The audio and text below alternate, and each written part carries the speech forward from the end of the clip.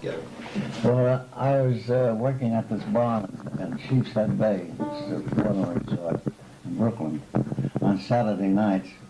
And I always wanted to be a songwriter, and a couple of fellows came in who were a little tipsy, but fairly all right. And one said, "Do you mind if I relieve you?" And I said, "No." And they started to play, and I found out that they were working for music publishers in New York. And so they said, "This is a great opportunity for me." I said, "I've written a song, and I'd like to have somebody hear it." And they said, "Well, what's the name of it?" And I told them, "I learned to love you when I learned my ABCs." He said, "That's a nice title. Why don't you come in and play for our boss on Monday?" I said, "Fine. Well, where is your office?" And they told me in 46th Street. And I went over on Monday and played the song, and he liked it, and he took it. In the meantime, when he took the song, about a week later, the Woolworth that was selling 10-cent sheet music went out of business as far as sheet music was concerned. They weren't selling sheet music anymore, so they never printed the song. But in the meantime, the men asked me if I wanted a job there as a rehearsal piano player, and I took the job.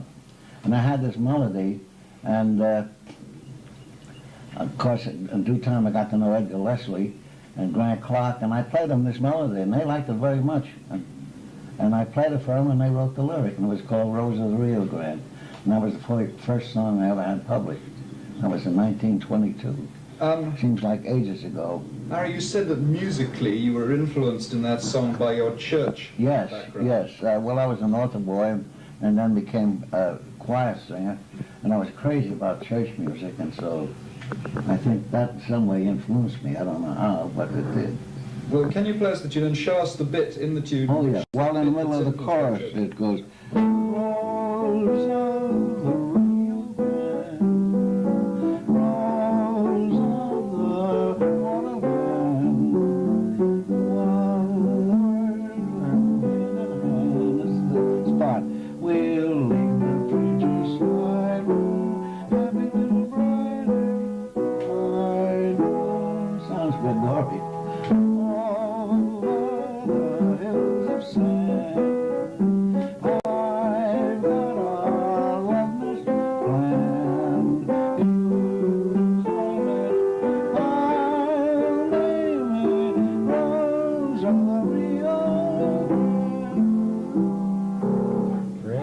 So what was your next hit after that, Harry? After that? Oh, after that was "I Love My Baby, My Baby Loves Me." Remember that one? Yeah, I do. I love that song. How did you come to write I don't know how you come to write songs, you just write them. that? Yeah. If you're trying to write songs, you think about songs all day long, try to think of some kind of a melody to write or kind of a song to write. I think that was the second one, and I'm not sure. Actually, just going back briefly to Rio Grande again, you Yeah. did mention to me last time we met that that became a very big song with dance bands. Why was Yes. that? Well, because Ross Gorman, who was in with the Whiteman Band, had made a printed arrangement of it, and all the bands that could read, there were very few that could at that time, would play this arrangement for a job to show off, you see. Because he had tricks in it, like in the chorus, the saxes would go.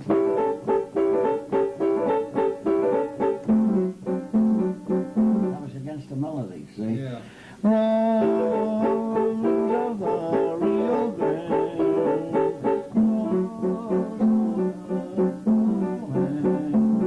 see what I mean? Yeah.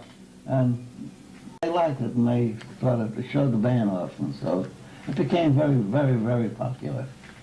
Can you play us a chorus of I Love My Baby? I love that song. I'm trying to think of how the lyric, I might have forgotten the lyric. Let me see. I love my baby loves me. Don't know nobody as happy as we. She's only 20 and I'm 21. We're so thoughts of it, just having fun. Sometimes we quarrel and maybe we fight, but then we make up the following night. When we're together, when we darling, I love my baby loves me. Because that's got very interesting harmony too, hasn't it? Yeah. It's a very strange change, that second change. Because you've always been very strong on it, haven't you? I always try to get something that sounded different. Different. Anyhow, especially in the releases if I could. But this doesn't have much of a release. This is a different type of construction of a song. Yeah. Like Rosaria Man. She keeps going, comes back to the first strain again. Yeah. It's not 8/8, then different 8, then back to the first 8. Yeah. What did you have after that then? After that, Was Pasadena a hit at all? not here. It was in England, was it? Yes, it was a big hit in England, but not here. But I don't know what I have after Pasadena. Did a thing like that? Leo Robin and Ralph Ranger wrote a lot of songs for Bing Crosby, you know, like it's Junior in January and and they wrote Bob Hope's theme song, what is it? Thanks for the memory. Thanks for the Melody. They wrote an awful lot of pictures. And then there was Gordon who wrote before I wrote with Matt Gordon. And they did some pictures at Paramount. And Brown and Freed, who did quite a few musicals, you know. Can you tell us about the first time you came to Hollywood? You came in by train. Hollywood was 1929, and I did a picture at Warner Brothers called Springer's Here, which was a movie version of a stage play written by Rodgers and Hart. Mm. And in that picture, I wrote 3 songs. Crying for the Carolines and Have a Little Faith in Me and Absence Makes the Heart Go Fonder for somebody else. And we had the Rock Sisters in that picture, who were a very famous trio of singers who worked in a lot of musical comedies in New York.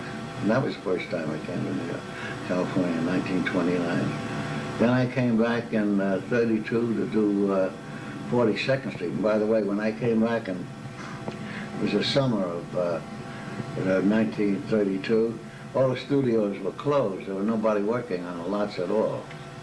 Nobody was making any musicals. In fact, everybody was laid off, and I was on the Warner lot in Burbank.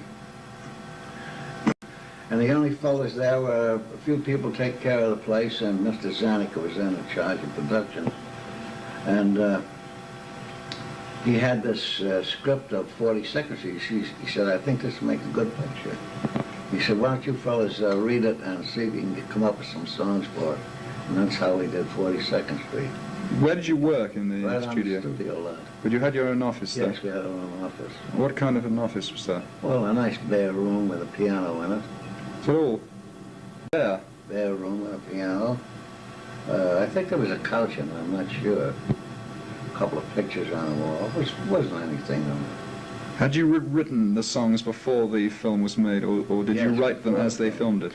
No, we wrote most of it before they filmed it. I thought you told me the last time about how Berkeley would be waiting on the set. Yeah, well, that was on later pictures, too.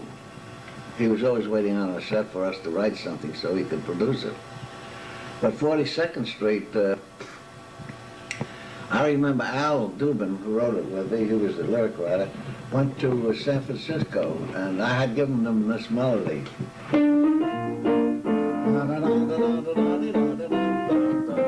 And he came back with the lyric of Shuffling Off the Buffalo, written on a menu card, by the way. And Buzz hadn't even heard it yet, you know. We played it for him. And he said, gee, that would make a great number.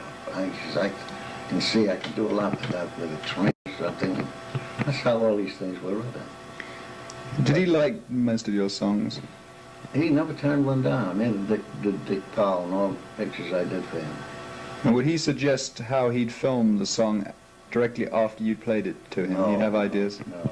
Most of the time he was waiting for us to give him a song. Then he'd sit for days trying to think of how he could do it.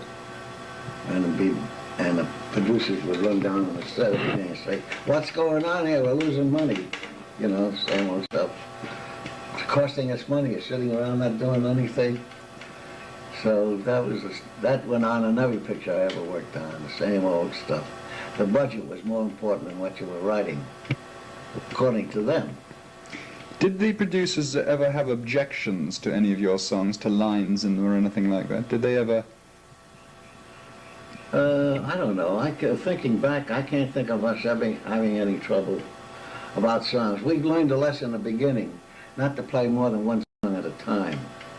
Because if you play 5 songs, they'll say, I like the first one, I don't like the third, fourth, and fifth, you know, or the second. Well, I like the second, I don't like the first. So we learned that. We don't enough to play them one at a time. Yes. Did you socialize much, Harry, in Hollywood? No, I never socialized with any Hollywood people. Not that I didn't want to, but it just didn't work out that way.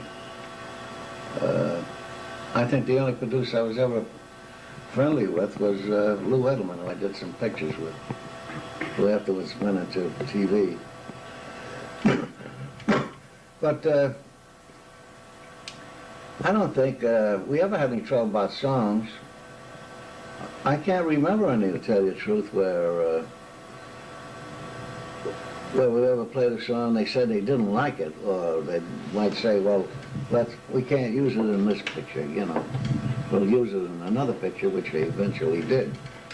I mean, I can remember having an argument with Al about it, my lyric writer, about a lyric he wrote for a song which I didn't like, and he got mad at me. And it was the first time I ever said I didn't like a lyric, you know. And he went off in a huff, but he came back with another lyric. And the lyric was about 8:45 that we wrote for Jolson. What did you like about the first lyric then? Well, I don't think the lyric belonged to the melody, which proved I was right. Because I took the other lyric and I wrote a different tune to that, and that was called Mammy, I'll Sing About You, which in those days when they recorded a song, they recorded it live on the stage. And Mammy, I'll Sing About You was a terrific hit with the extras. They all were crazy about it, but it never happened when it was published. So, well, that was Going to Your Dance, and that was a dandy picture. That was nominated as Best Picture of the Year in 1935, wasn't it? But I liked that picture. I thought it was a wonderful picture. Did you go to the premieres? Yes, the pictures, in those days I did go. You did? You'd roll up in a big car and everything? Big car, and people look and say, oh, that's nobody. You know, of course, they didn't recognize us as, they only recognized movie actors. You'll never know just how much I miss you. You'll never know just how much I care.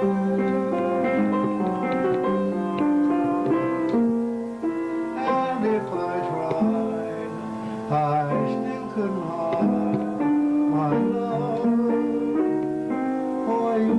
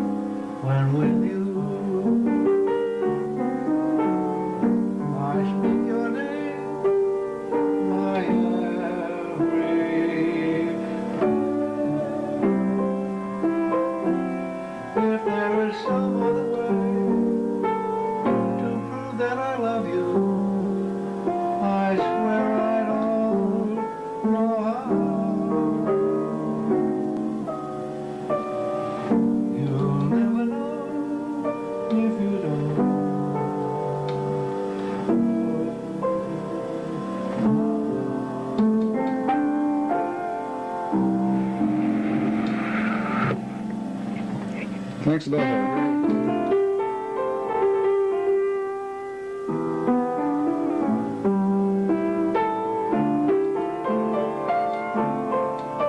This one? There'll never be another you? No, slightly.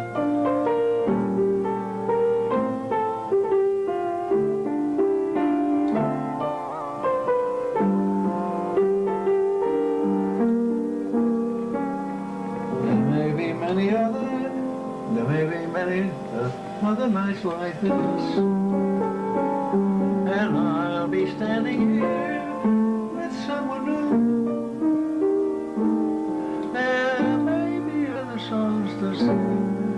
Right.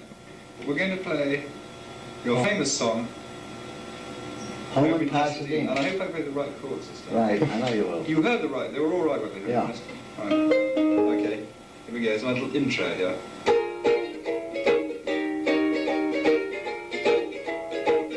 Oh, when I'm home, So lovely on the merry way, too lovely when yesterday, all the mailman, the Lord crosses my California, to see Where honeybees the honeybee, hum melodies and orange tree, and orange trees. the scent the breeze, the scent the breeze. I wanna be Settle down in a little a home town, sweet home. that's the place where I'll be found.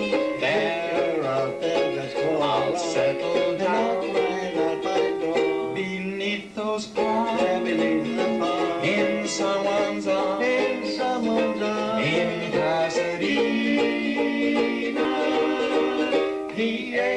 Pasadena town.